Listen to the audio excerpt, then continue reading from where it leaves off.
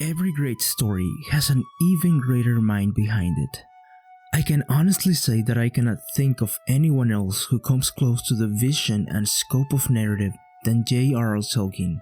He was able to create a living, breathing world filled with conflict, harmony, glory, and fellowship. It has been over 80 years since he released his first book, The Hobbit, and his stories remain an influential force in both the literary and the entertainment world.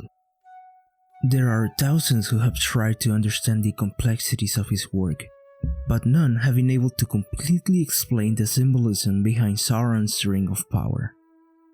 Can it truly simply represent pure evil and power? Or are there any more nuanced interpretations of this iconic ring? Like many before you, after watching the epic trilogy by Peter Jackson, I found myself in awe and tears after witnessing such a profound story about conquering adversity by those who are the least expected to. In a universe filled with gods, demigods, angelic beings, wizards, and powerful warriors, it is those of the purest hearts that were able to defeat the great evil in the lands of Mordor. After the realization of the corrupting power the ring had on those around him, Frodo and Samwise decide to take the burden upon their shoulders and contain the depravity of the ring within themselves. This is the moment where I ask myself, what does the ring actually do?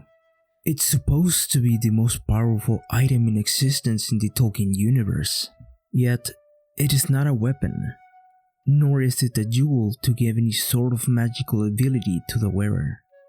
It sort of whispers, it drives people to madness, and makes you invisible in the most annoying way possible. How in the world can this small golden ring be the most powerful thing in existence?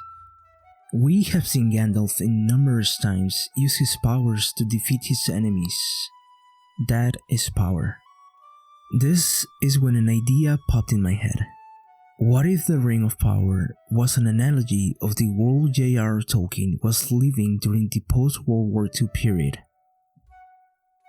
John Ronald Reuel Tolkien wrote the very last period in his epic fantasy novel in 1949. A few years after the most sadistic and devastating war the world has ever seen. He himself had seen the bloodbath in World War I as he fought in one of the deadliest battles in the Great War, the Battle of Somme. Two of his sons also served during the Second World War, and he was amidst the destruction and propaganda during this time. He had the misfortune to witness Europe collapse in its own madness, as European leaders invigorated their massive armies to subdue the great evil Germany had become. That is why I think Sauron's Ring of Power is a metaphor for sophistry. Sophistry, as defined by the Merriam-Webster Dictionary, is an argument apparently correct in form, but actually invalid. An argument used to deceive. Let me give you a clearer example. There's a minuscule but quite vocal corner in the internet who believe that the earth is flat. Though the vast majority of them are trolling and having a laugh, there are a few who actually believe this. If you know about this particular group of people, you may have asked yourself, what in the world led them to believe this insanity? Well, the answer, my friends, is sophistry. Though the proof of the planet's shape is limitless, there are those who manipulate the data and equations to achieve what they seek. They essentially focus on a small part of the data and ignore and dismiss the rest. They bring forth the argument that the Earth is flat, and with the provided data, the argument does in fact seem truthful. But if you looked at all the other data, it would be false. This is where Hitler comes into the picture. Adolf Hitler was a very powerful orator, perhaps one of the best the world has ever seen. After the economic nightmare post-World War I and the failure of the Weimar Republic, the people of Germany were devastated physically and spiritually. Hitler little by little gave them hope and purpose through his speeches. And due to the invention and proliferation of mass communication systems, he was able to send his message across the nation. He used sophistry to convince the people that they were genetically superior to all other Europeans, and that the reason they were in such dire conditions was due to a small sect of Jewish people in Germany. And well, we all know the rest. Germany expanded throughout Europe and committed one of the worst systematic genocides in history. But the cause of this immense evil wasn't due to politics or the state of the economy. It was sophistry that spread like a plague in Europe that shattered the entire continent. We can see this through Tolkien's work. Every single person who held the ring had grave consequences, and the ones who were corrupted beyond repair lost their life, and those who were redeemable essentially had to give up everything they ever knew and start from scratch. For instance, Frodo and Bilbo both have the burden of carrying the ring for a very long time. The influence of the ring will never leave them. Their entire lives have been destroyed and they will never be the same as before. Just like the remaining Nazi soldiers after the defeat of Germany, they too were overpowered by sophistry, and they believed what they were doing was justified. Once Germany collapsed and they were able to see the whole picture and realize that what they believed was utterly wrong and they had committed inhuman acts based on lies, some of them couldn't live with themselves and committed suicide. We can also see the kinds of effects sophistry has in different types of people. When Gollum was in possession of the ring, its effects were inward.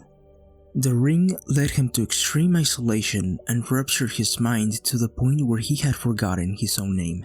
The ring had gradually led him to lose his humanity and be corrupted to the core. However, as sad as the state of Gollum was, he was completely harmless. Sauron, on the other hand, was literally a godlike figure, and when he was in possession of the ring, he was able to harness all of its power and affect the world around him in an unimaginable way.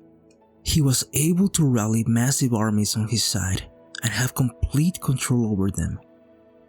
And he used the ring to create havoc and misery throughout the lands of Mordor. Sophistry works very similarly in the real world.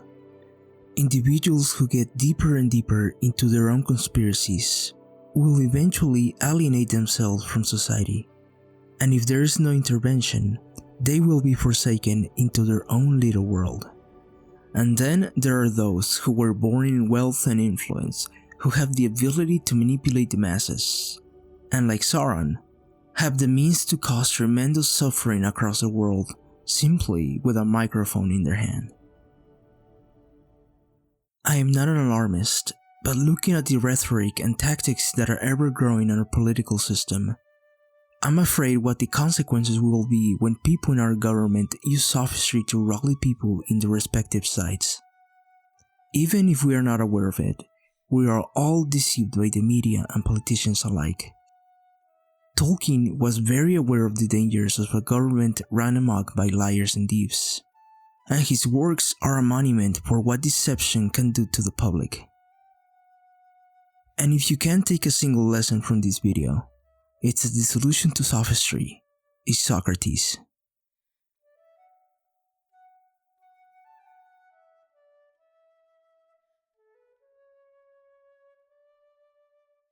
Hey, this is Andrew from Cultural Curfew. Just wanted to thank all my new subscribers. To any new viewers, if you like what you saw, please consider subscribing. As you know, YouTube has implemented a new policy and I've lost lots of tools and support until I reach 1000 subscribers.